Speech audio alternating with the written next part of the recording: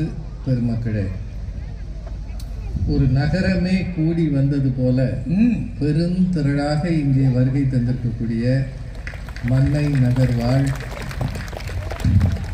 பெரியோர்களே, தாய்மார்களே, இளைஞர்களே, குழந்தைகளே, அத்தனை பேருக்கு என் அன்பான வணக்கத்தை.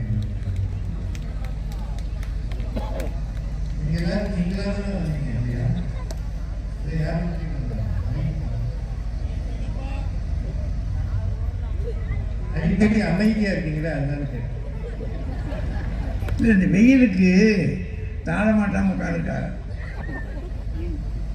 வெயில் தாழலையா? இப்படி பேசுறது தாழலையா?